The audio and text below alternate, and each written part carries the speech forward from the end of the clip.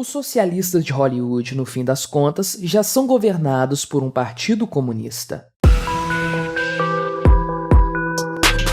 Este é o Visão Libertária, sua fonte de informações descentralizadas e distribuídas. No ano de 2020, a China se tornou, oficialmente, o maior mercado cinematográfico do mundo. Pela primeira vez na história, a nação de mais de 1 bilhão de habitantes superou os Estados Unidos, com uma bilheteria de 2,7 bilhões de dólares. Sem dúvidas, essa situação se deve ao fechamento dos cinemas norte-americanos no ano passado. Embora esse possa ser, possivelmente, um ponto fora da curva, o fato é que, ano após ano, o mercado de cinema chinês tem se mostrado cada vez mais importante para os filmes feitos no hemisfério ocidental, especialmente para as produções de Hollywood. A entrada de filmes hollywoodianos na China é um benefício muito disputado pelas produtoras norte-americanas, uma vez que o Partido Comunista Chinês, o PCC, permite que apenas 34 filmes estrangeiros estreiem por ano nos cinemas do país. Os poucos filmes que conseguem entrar naquele disputado e fortemente controlado mercado conseguem alavancar bastante suas receitas. Além disso, alguns filmes, inclusive, dependem do mercado chinês para se pagar.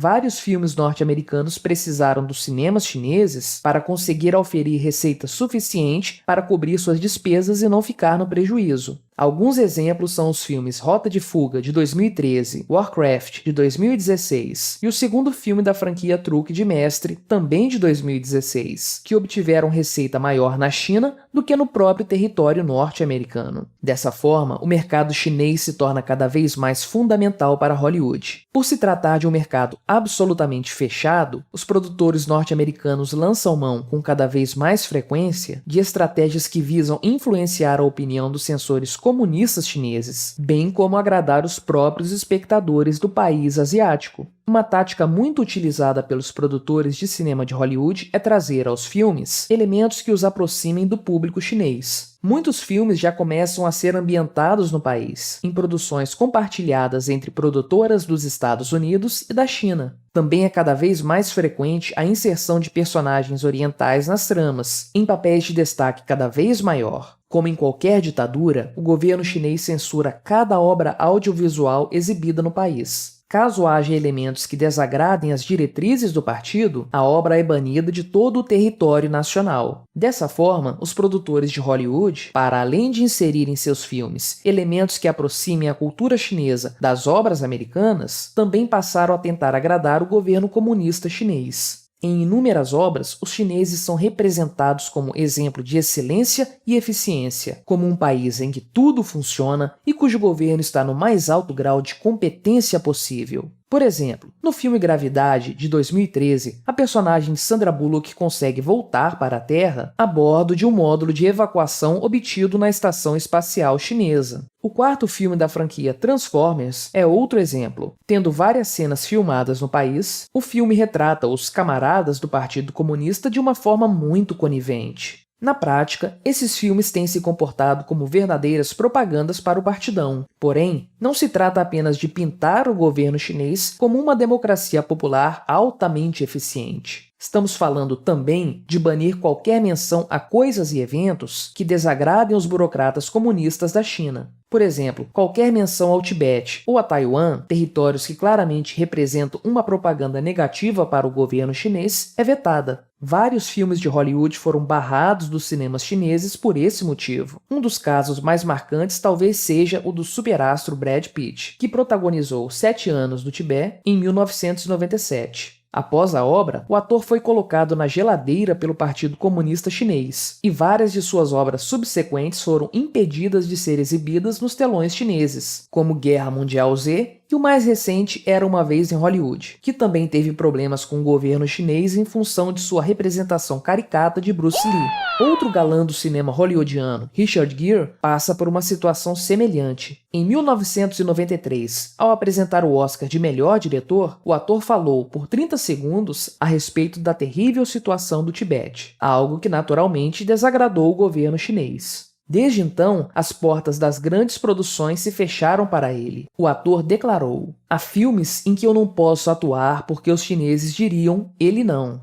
Recentemente, uma pessoa me disse que não poderia investir em um projeto meu porque assim irritaria os chineses. A mentora do Doutor Estranho, do filme de mesmo nome de 2016, deveria ser tibetana. Contudo, isso não agradaria o PCC, por isso ela passou a ser britânica. A jaqueta do personagem Maverick, interpretado por Tom Cruise no clássico Top Gun, possuía várias bandeiras. Na sequência do filme, a ser lançada este ano, a jaqueta do personagem terá uma bandeira a menos, a de Taiwan, e pelo mesmo motivo, para não irritar o governo chinês, deixando de entrar nos cinemas do país. Pode-se dizer que o cinema de Hollywood aceita tais imposições com uma certa benevolência, justamente por haver uma tendência socialista em grande parte dos membros dessa indústria, nos Estados Unidos. Contudo, no fim das contas, trata-se mesmo de uma questão financeira. Atores, produtores, diretores e demais envolvidos estão, um a um, abaixando a cabeça para o partidão, para evitar futuros problemas que irão doer principalmente em seus bolsos.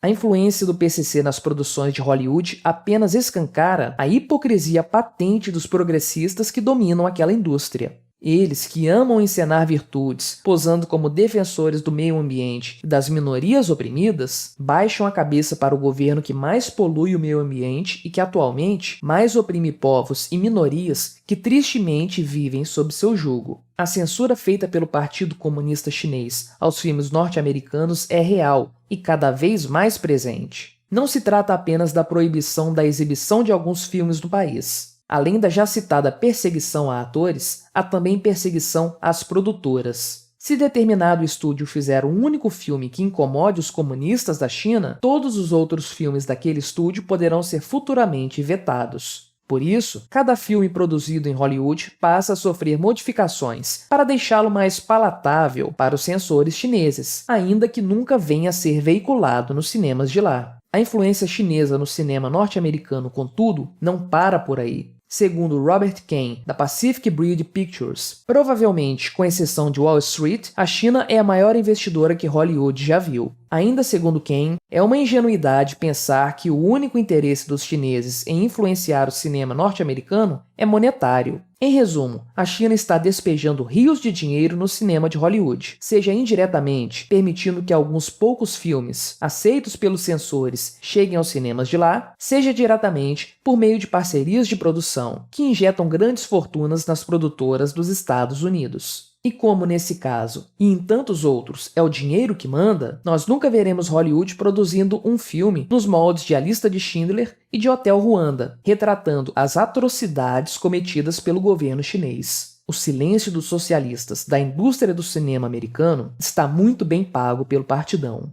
Mas isso não causa qualquer surpresa. Afinal, quando o dinheiro fala, até mesmo o mais ferrenho comunista faz vistas grossas para o que quer que seja. Contudo, talvez isso represente na prática o início de uma descentralização das produções artísticas. Não faltam atores que são preteridos pelos censores chineses, ou então produtores e outros artistas que simplesmente não querem abaixar a cabeça para o partidão. Quanto mais dispersa se torna a informação, mais fácil é realizar projetos de forma independente, via crowdfunding ou outras formas de financiamento. Aos poucos, pode surgir uma nova indústria cinematográfica mais descentralizada e mais imune às interferências dos partidos políticos, não importando de que país eles sejam.